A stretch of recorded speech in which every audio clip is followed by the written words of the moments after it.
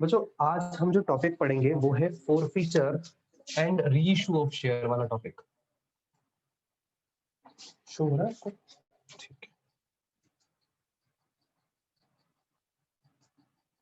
Forfeiture and reissue of shares.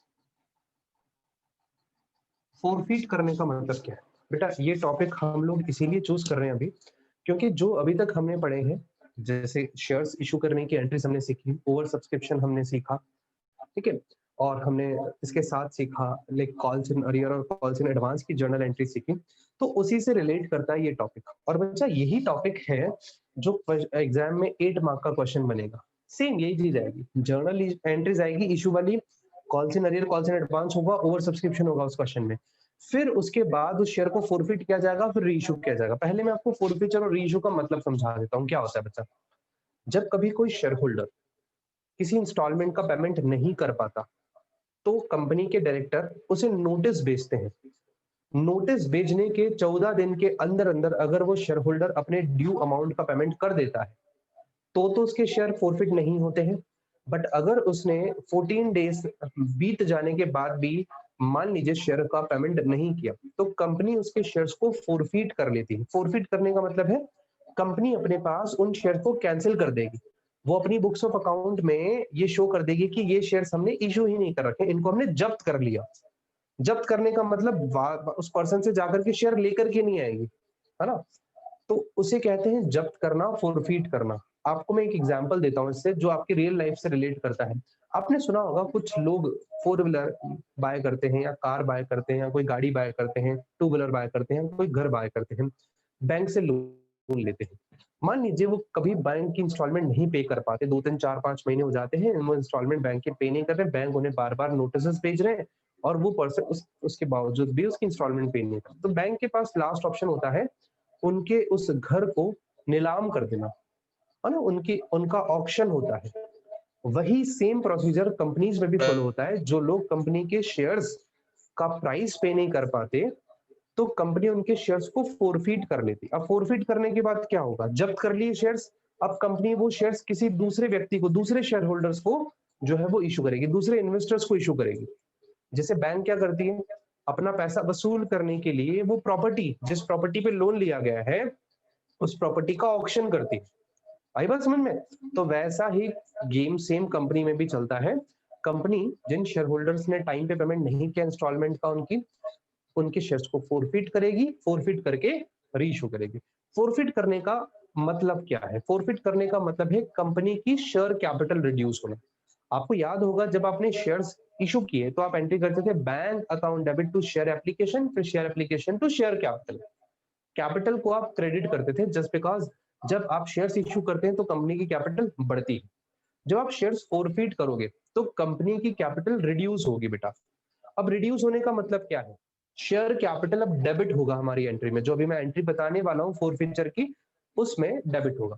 अब जो forfeiture है, पहले अभी हम लोग सिर्फ फोरफीचर की बात पढ़ेंगे, फोरफीचर वाले टॉपिक को पढ़ेंगे। फोरफीचर यहां लिखता हूं, इफ एनी शेयर होल्डर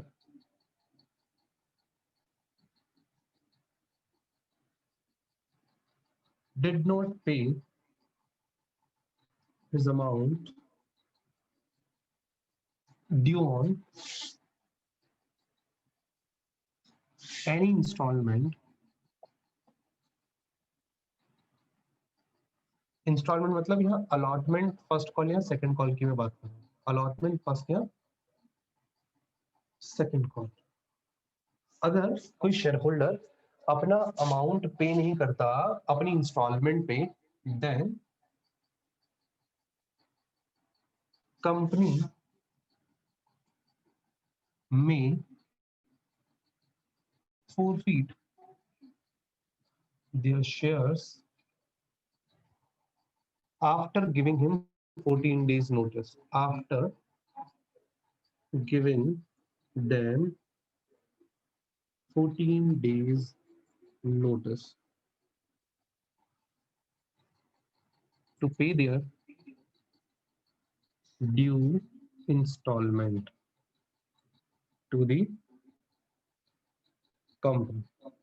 समझिए, अगर कोई शेयर होल्डर अपने इंस्टॉलमेंट का पेमेंट नहीं करता, चाहे वो अलॉटमेंट या फर्स्ट कॉल या सेकंड कॉल की इंस्टॉलमेंट हो सकती है, मैंने एप्लीकेशन क्यों नहीं लिखा, क्योंकि बेटा पहले एप्लीकेशन के टाइम पे पहले लोग पैसा देते हैं, बाद में कंपनी शेयर्स देगी, तो एप्लीकेशन पे तो कभी पैसा ड्यू हो ही नहीं सकता। तो अगर किसी व्यक्ति ने अपने शेयर्स पे अलॉटमेंट, फर्स्ट कॉल या सेकंड कॉल का पेमेंट नहीं किया, तीनों का नहीं, चाहे एक का, चाहे दो का, चाहे कैसे भी, तो कंपनी उस पर्सन के शेयर फोरफीट कर सकती है उसे 14 दिन का नोटिस दे करके। 14 दिन के नोटिस में क्या होता है कि भाई वो अपना ड्यू अमाउंट कंपनी को पे कर दे।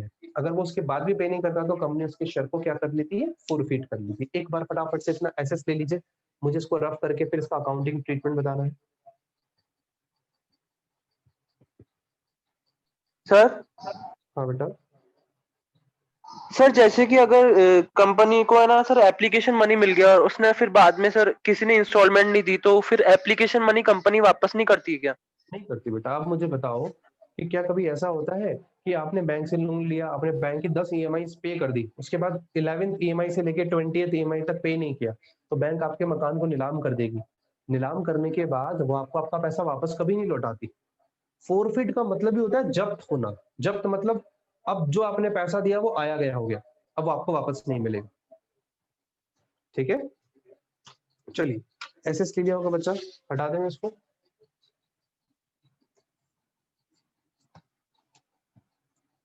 अब सुनिएगा अकाउंटिंग ट्रीटमेंट। जो शेयर्स फोरफिट होते हैं उसके अकाउंटिंग ट्रीटमेंट तीन तरीके से होते हैं।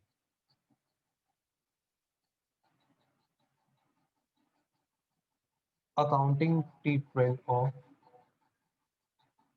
Forfeiture share. देखिए बच्चा, तीन तरीके की एंट्रीज यहां पास होती है। मैं मेरे बोर्ड को डिवाइड कर रहा हूं तीन पार्ट्स में।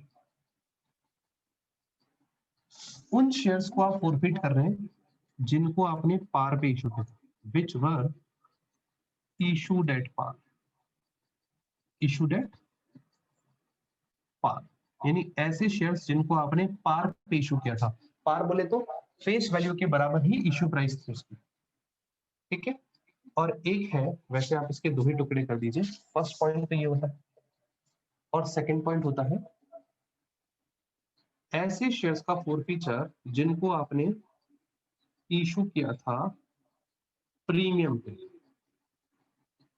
अब बेटा प्रीमियम पे जो इशू होते हैं उसके अगेन दो पार्ट होते हैं। एक तो जो प्रीमियम है इज रिसीव, अगर प्रीमियम रिसीव हो गई है, या premium is not receive, is not receive. तो यहाँ पे अगेन ए और बी दो पार्ट होते हैं, ए और बी। जर्नल एंट्रीज में छोटा सा डिफरेंस है, बाकी कुछ नहीं। टोटल मिलाकर के तीन तरीके की जर्नल एंट्रीज होगी। जिन शेयर्स को आपने पार पे इशू किया, अब आप उन्हें फोरफिट करने जा रहे हैं, तो क्या एंट्री होगी, जरा बच्चा ध्यान से समझिएगा।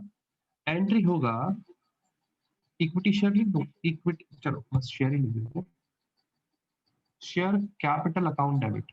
मैंने बताया कि कैपिटल अकाउंट क्यों डेबिट होगा, क्योंकि बेटा जो शेयर्स आप फोरफिट कर रहे हैं वो शेयर जब फोरफिट हो जाएंगे तो आपके बिजनेस की कैपिटल रिड्यूस हो जाएगी, तो कैपिटल रिड्यूस होगी तो इसको डेबिट टू शेयर फोरफीचर।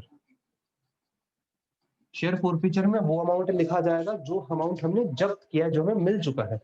ठीक है, और फिर लिखा जाएगा जिस भी इंस्टॉलमेंट पे पैसा बकाया है जो अभी रिसीव नहीं हुआ। अब दो तरीके हैं, या तो आप शेयर अलॉटमेंट अलग अलग लिखो ऐसे, share allotment, share first call. जैसे मान लेते हैं अपन अपने को तीनों पे नहीं मिला, तो आपने तीनों के नाम लिखे ऐसे अलग अलग। ठीक है, या तो आप ये ऐसे तीनों एंट्रीज लिखते हैं, यहाँ पे वो अमाउंट आएगा जो रिसीव नहीं हुआ। मैं आपको अभी अमाउंट फिल करना सिखाऊंगा। या तो आप ये एंट्री कर सकते हो, या आप एंट्री कर सकते हो शेयर कैपिटल अकाउंट डेबिट, क्योंकि कैपिटल रिड्यूस हुई कंपनी की, टू शेयर फोरफीचर, या फोरफीचर शेयर भी बोलते हैं, बात एक ही है, टू जो पैसा नहीं मिला उसे कॉल्स इन अरियर के नाम से लिख दिया। समझो बच्चा, मैं आपको एक बार फिल करना सिखा देता हूँ कि कैसे अमाउंट फिल होता है। शेयर कैपिटल मतलब जितने नंबर ऑफ शेयर आपने फोरफिट किए उस पे कितने रुपए कंपनी ने कॉल कर रखे थे, उससे अमाउंट मल्टीप्लाई करके निकाले। मैं ब्रैकेट में लिखवाऊंगा अभी। शेयर फोरफिचर में जो अमाउंट आपको रिसीव हो गया वो लिखना है, और इधर जो allotment first call second call लिखा है इसमें वो अमाउंट लिखना है जो आपको रिसीव नहीं हुआ। अब आप ये ऊपर वाली एंट्री कब करेंगे और नीचे वाली एंट्री कब करेंगे? इन तीनों की जगह मैं कॉल्स इन अरियर भी लिख सकता हूँ। कब होती है वो एंट्री? बेटा ये एंट्री आप तब करोगे, ये ऊपर वाली एंट्री, जब आपने calls in arrear account open नहीं कर रखा। याद होगा आपको, मैंने आपको कल से पहले वाली क्लास में पढ़ाया था, जब calls in arrear account open नहीं किया जाता तो जिस भी इंस्टॉलमेंट पे किसी पर्सन ने पेमेंट नहीं दिया तो अपन उसकी बैंक वाली इंस्टॉलमेंट में वो अमाउंट लेस करके शो करते हैं। जैसे मान लीजिए अलॉटमेंट पे 50,000 बनते थे, एक बंदे ने 10,000 रुपए अलॉटमेंट पे नहीं दिए, उसके शेयर के अकॉर्डिंग उसके 10,000 रुपए बन रहे थे, तो आप अलॉटमेंट की बैंक वाली एंट्री जो करते हैं वहां लिखते हैं bank account debit to share allotment 50,000 minus 10,000 40,000। आपने 10,000 कम लिख रखा है ना उसमें, तो जब आपने calls in arrear account open नहीं किया, माइनस करके डायरेक्टली लिखा है ट्रीटमेंट, तो उस केस में आप ये वाली एंट्री करोगे, और अगर आपने calls in arrear account maintain किया है तो आप ये वाली एंट्री करोगे। ठीक है, यहां तक सही है, समझ आता है? अब मैं आपको यहाँ पे समझाता हूँ कि आप मल्टीप्लाई करके कैसे लिखें। सब में मल्टीप्लाई होगा नंबर ऑफ शेयर फोरफीचर, मैं यहाँ पे एक वर्ड लिख रहा हूँ NOSF, number of share forfeiture. सब में मल्टीप्लाई इससे होगा, NOSF मतलब जितने नंबर ऑफ शेयर हमने फोरफिट किए हैं। अब उसको मल्टीप्लाई किससे? शेयर कैपिटल में मल्टीप्लाई करेंगे अपन। चलो मैं एक बार आपको सबके आगे लिख के दिखाता हूँ NOSF करके। देखिए यहां मल्टीप्लाई आएगा NOSF मतलब नंबर ऑफ शेयर फोरफिट। कितने कंपनी ने शेयर फोरफिट किए वो नंबर है ना, जैसे 10 किए तो 10, 100 किए तो 100। यहाँ कॉल्ड या शेयर कैपिटल में जो अमाउंट आता है उसको मल्टीप्लाई करेंगे NOSF into called up amount. Called up amount में भी केवल फेस वैल्यू, यहाँ पे केवल फेस वैल्यू। ये बात मैं आपको लिखवा रहा हूं अभी और फिर मैं समझाऊंगा अभी। ठीक है, शेयर फोरफीचर में कैसे लिखेंगे amount? Same, number of share forfeiture into share forfeiture में अपन लिखेंगे पेड अप अमाउंट पर शेयर। उस बंदे ने कितना अमाउंट दिया है, पेड अप अमाउंट। ठीक है, share allotment first call second call में कैसे लिखेंगे? Number of share forfeiture multiply by unpaid amount. Unpaid, बेटा अनपेड किसका? अलॉटमेंट का, अनपेड अलॉटमेंट का अमाउंट। ऐसे ही यहाँ पे number of share forfeiture into unpaid first call का अमाउंट। ऐसे ही यहाँ पे number of share forfeiture into unpaid second call का अमाउंट। ठीक है, ये यहाँ पे आपको इसी तरीके से ब्रैकेट में ये चीजें लिखनी है। जब हम क्वेश्चंस करेंगे तो मैं आपको यही चीज रिपीट करवाऊंगा। अच्छा, अगर ये वाला मेथड फॉलो होता तो same number of share forfeiture into लिखते भाई कॉल्ड अप अमाउंट, केवल face value only. Share forfeiture में number of share forfeited into paid up amount कि कितना पैसा मिला। ठीक है, और कॉल्स इन अरियर में number of share forfeiture into unpaid amount total. एक साथ कितना अनपेड अमाउंट है, एक साथ, एक एक का अलग अलग नहीं, allotment first call second call का अलग अलग नहीं, एक साथ कितने रुपए नहीं चुका है। जैसे 7 नहीं चुका है तो 7 रुपए। ठीक है, एक बार बच्चा इतना इतना ऐसे लो आप। जिन शेयर्स को हम पार पे इशू कर चुके हैं उनको फोरफीट करने की journal entries.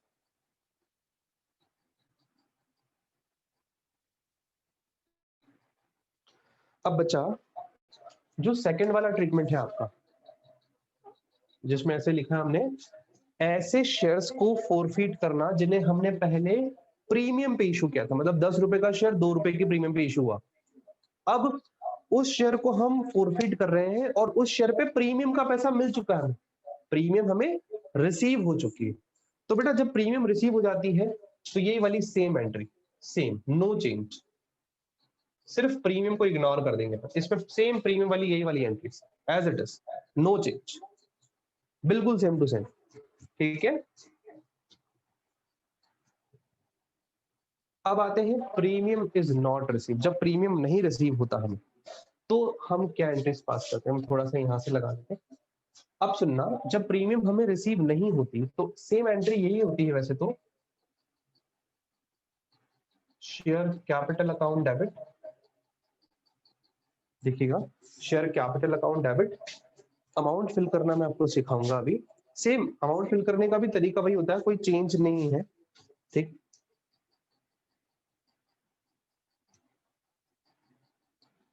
Number of share forfeited into called up amount only face value.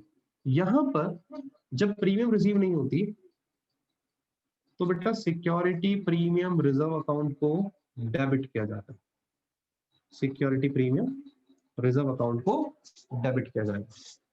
To share forfeiture same है, और आपने call in arrear account maintain नहीं किया है तो ऐसे आएगा टू शेयर अलॉटमेंट। अब अलॉटमेंट आ सकता है नहीं आ सकता है, डिपेंड करता है आपके पास कि क्वेश्चन में आपने अलॉटमेंट का पेमेंट किया या नहीं किया। First call, second and final call, मैं एंड फाइनल नहीं लिख रहा हूँ क्योंकि मेरे पास स्पेस नहीं, ठीक है। और इन तीनों की जगह कॉल्स इन अरियर आ जाता। वो कब? जब आपने calls in arrear account open कर रखा होता, ठीक है। अमाउंट बिल्कुल सेम जैसे यहाँ फिल किया वैसे ही यहाँ भरेंगे हम, कोई चेंज नहीं है। बस यहाँ पे ये चीज और आ जाएगी, NOSF इनटू वो प्रीमियम जो रिसीव नहीं होगी, प्रीमियम नॉट रिसीव्ड।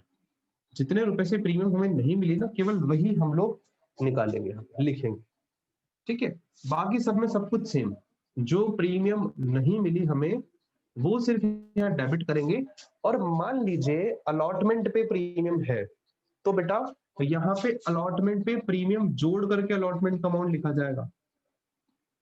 अलॉटमेंट पे है तो आप लिखेंगे इंक्लूडिंग प्रीमियम, यहाँ पे प्रीमियम जोड़ी हुई होगी, प्रीमियम हमें जोड़ करके लिखना है। अब वो प्रीमियम चाहे किसी पे भी हो, सेम सेम। अगर प्रीमियम होगी यहाँ पे तो प्रीमियम हमें जोड़नी पड़ेगी। मैं लिखता हूं इंक्लूडिंग प्रीमियम,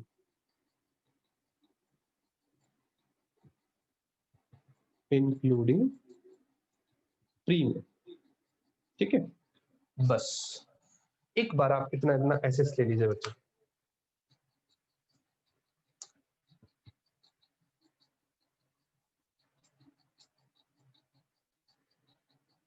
एक क्वेश्चन इसका करेंगे, एक क्वेश्चन इसका, एक क्वेश्चन इसका, 3 क्वेश्चन हम लोग करने वाले हैं अभी। ले लिया होगा एसेस। अब बच्चा मेरे सामने ये सेम क्वेश्चन है ही, मैं आपको डायरेक्टली क्वेश्चंस पे लेके आता हूँ। मतलब मेरे सामने सब कुछ लिखा हुआ है, मैं सिर्फ इसको रफ करके जो है वो अमाउंट फिल करने की कोशिश करूंगा। आप आइए जरा सर क्वेश्चन एक मिनट नंबर, बात करना, मेरे को एसेस लेना है। ले लो एसेस ले लो, अच्छे से लेना बच्चा ना, साइड की चीजें बहुत अच्छे से लेना। तो सर ले लिया। ओके, सब बच्चे आएंगे 40 नंबर के क्वेश्चन पे, 40 नंबर के क्वेश्चन पे। पहले हम 40 नंबर के क्वेश्चन को बहुत अच्छे से सीखेंगे। मैं 40 नंबर के क्वेश्चन के लिए हटाऊंगा मैं, है ना?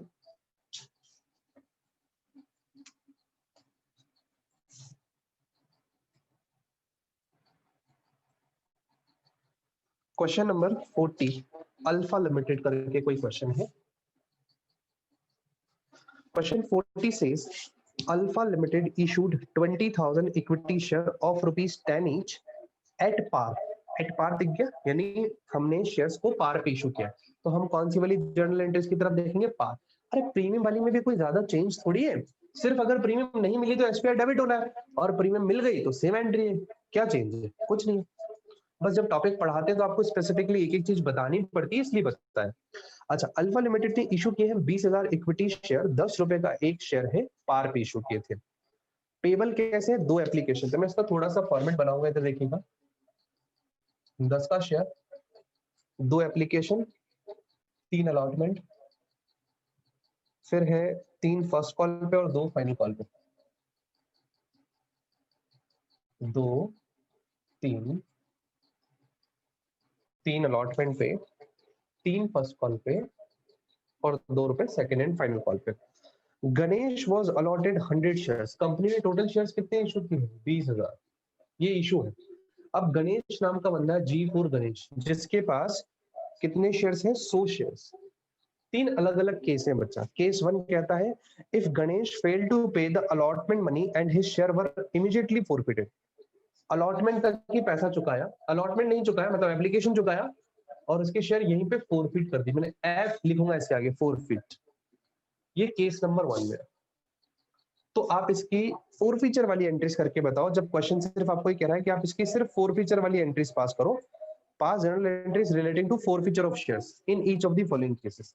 पहले बच्चा इसी को हम लोग करते हैं। केस 1 बेटा, एंट्री आपके सामने है, या तो ये एंट्री या ये एंट्री, आपकी मर्जी जो करना चाहो, ठीक है। डिपेंड करता है आपने कॉल सिनेरियो अकाउंट ओपन किया है या नहीं किया है। वो पूरी जब जनरल एंट्री सीखेंगे ना, इस क्वेश्चन में तो सारी जनरल एंट्रीज बोली नहीं है, इस क्वेश्चन में सिर्फ इतना बोला है कि आपको फॉरफीचर वाली एंट्रीज पास करनी है, ठीक है। सुनिएगा, देखिएगा। 100 शेयर से शेयर कैपिटल अकाउंट डेबिट कितने से होगा? Number of share forfeited. हम फॉरफिट कितने करेंगे? 100, ना कि 20,000। ये तो टोटल इशूड है, ये तो हमने टोटल इशू कर रखे हैं बाजार में। अभी फॉरफिट कितने किए? ये 100 शेयर। 100 शेयर या एनओएसएफ की जगह लिख रहा हूं 100। थोड़ा सा बेटा मैं आपको एक बार इंक फिल कर लेता हूं, आपको प्रॉपर्ली शो होगा। देखना बच्चा,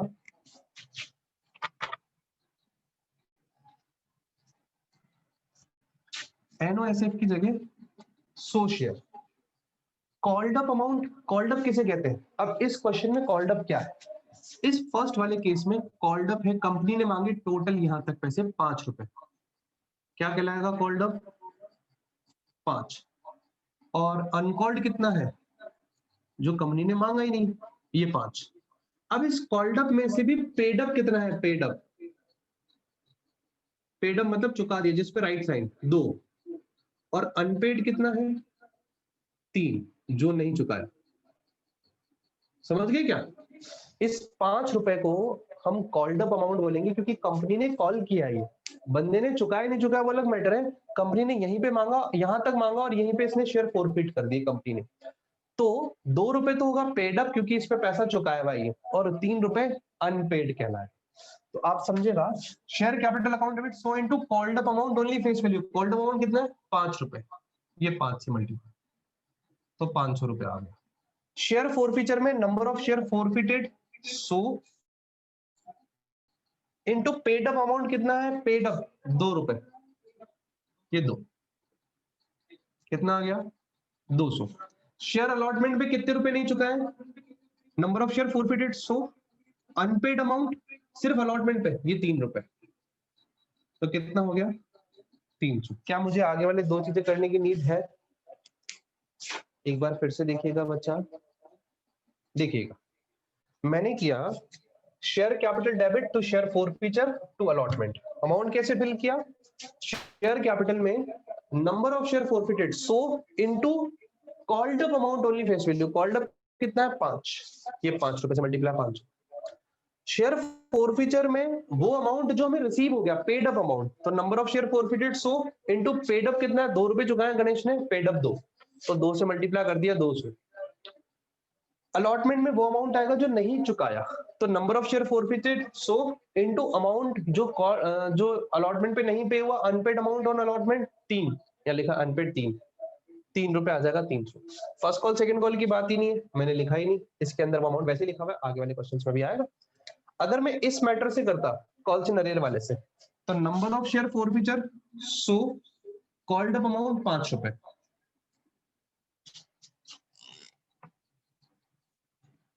यहां आएगा 5 रुपए, कितना हो गया? 500। शेयर फॉरफिचर में जो पैसा रिसीव हो गया, तो 100 शेयर्स पे कितने रुपए रिसीव हो गए? 2 रुपीज, तो number of share forfeited 100, paid up 2, same 200 रुपए। और कॉल सिनेरियो में वो अमाउंट आएगा जो टोटल अनपेड है, 100 शेयर से नंबर ऑफ शेयर फॉरफिचर में 100 शेयर इनटू अनपेड अमाउंट कितना है? अनपेड 3 रुपीज, ये अनपेड 300। आई बात समझ में? एक बार एसएस ले लीजिए बच्चा, ये मेरा 40 का केस ए, क्वेश्चन 40। एक बार एसएस लेने सब बच्चे ले लिया? चलिए जी आगे चलते हैं। केस 2 क्या कहता है, इसका जो केस बी है वो क्या कहता है, मैं एक बार इसे हटाऊंगा यहां से। अब जो केस बी है उसमें लिखा है उसने फर्स्ट कॉल के बाद उसके शेयर फॉरफिट किए। क्वेश्चन में ऐसा लिखा, if Ganesh fail to pay allotment money and on his subsequent failure to pay first call. Subsequent का मतलब होता है इसके बाद भी, मतलब पहले तो गणेश ने 100 शेयर्स पे सेकंड केस में अलॉटमेंट नहीं चुकाया, इसके बाद कंपनी ने और देखा बंदे ने फर्स्ट कॉल भी नहीं चुकाया, फर्स्ट कॉल के बाद कंपनी ने शेयर फॉरफिट कर दिया। ठीक है, अब इस केस में कॉल्ड अप पेड अप कितना है, सुनना। कॉल्ड अप तो जहां तक कंपनी ने मांगे ये 3, यहां तक 8 रुपए कॉल्ड अप। पेड अप कितना इसमें से, जो चुका दिया 2 रुपए चुकाया 2, और अनपेड कितना, अनपेड ये दोनों 6 रुपए, और अनकॉल्ड कितना, ये तो अनकॉल्ड था 2 रुपए, ये 2 अनकॉल्ड से कोई काम नहीं। अब आप केस बी लिखेंगे इसी में, देखिएगा केस बी कैसे काम करेगा। देखो 100 से तो मल्टीप्लाई होगा, ये बात तो फिक्स है क्योंकि 100 नंबर ऑफ शेयर्स है। Number of share forfeiture 100 into share capital में कॉल्ड अप अमाउंट, इस बार 8 रुपए मांगा है पूरा ही फेस वैल्यू 800। शेयर फॉरफिचर में जो पैसा मिल गया यानी पेड अप 2 रुपए 200, और अलॉटमेंट में कितने रुपए नहीं मिले, अलॉटमेंट का अमाउंट सिर्फ 3 रुपए तो 300। अब फर्स्ट कॉल पे कितने नहीं मिले, तो 100 shares into unpaid amount on first call, तो unpaid amount on first call कितना है 3 रुपए 300। सेकंड कॉल की बात ही नहीं है। अगर ये वाला मैटर होता, ये वाला मेथड होता कॉन्सनरी अकाउंट ओपन करने वाला, तो 100 शेयर इनटू 8 पे 800 कॉल्ड अप अमाउंट, फॉरफिचर में जो पे कर दिया 2 रुपए, और यहाँ अनपेड एक साथ ये 6 रुपए, सीधा 600 रुपए। अलग अलग करके नहीं लिखना फर्स्ट कॉल और सेकंड कॉल। आई के बाद समझ में, बी वाला केस कंप्लीट। जल्दी से लिखेंगे बच्चा बी वाला केस।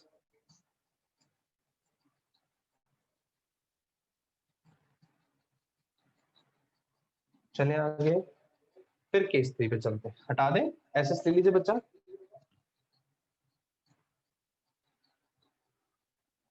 चलिए हटा रहे हैं। केस 3 कहता है, if Ganesh failed to pay first call and on his subsequent failure to pay final call, his share were forfeit. Ganesh के पास वही 100 शेयर, ये दिया, इस बार फर्स्ट और सेकंड कॉल नहीं दिया और फिर उसके शेयर फॉरफिट किए। तो बेटा इस केस में कॉल्ड अप पूरे 10 रुपए, यहां तक पूरे कॉल के चारों चीजें आई गई ना। पेड अप कितना होगा, पेड अप 5 रुपए। याद रखना जो पैसा पे कर दिया ना वो सारा का सारा शेयर फॉरफिचर में चला जाता है, उसको अलग अलग से नहीं लिखना होता मुझे। इसके बाद अनपेड कितना है इसमें, अनपेड टोटल इन दोनों का टोटल 5 रुपए, और अनकॉल्ड इस क्वेश्चन में अनकॉल्ड 0 है, पूरी मांग ली कंपनी ने। अब 40 के सी केस में कैसे अकाउंटिंग ट्रीटमेंट होंगे जरा देखिएगा। शेयर्स पे शेयर कैपिटल में 100 शेयर इनटू कॉल्ड अप पूरे 10,000 रुपए। शेयर फॉरफिचर में जो पैसा रिसीव हो गया पेड अप 5 रुपए रिसीव हो गया 500। अलॉटमेंट पे, अलॉटमेंट हमें रिसीव हो चुका है, इस बार अलॉटमेंट का नाम नहीं आया। ठीक है, फर्स्ट कॉल पे कितना नहीं मिला, 100 शेयर्स पे 3 रुपए 300 रुपए। ऐसी सेकंड कॉल पे कितना नहीं मिला, 100 शेयर्स पे unpaid amount on second call 2 रुपए 200 रुपए। तो आप देखिए 500 ही हो गया और 500 ही 1000 और 1000 डेबिट में आ गया। और अगर ये वाला मेथड यूज में लेते आप तो कैसे आता, देखिए 100 इंटू 10 रुपए पूरे कॉल 1000। शेयर फॉरफिचर में कितना अमाउंट पे कर दिया 5, और कितना अनपेड है 5, ये वाला अनपेड भी 5 500 रुपए। आगे क्या बात समझ में,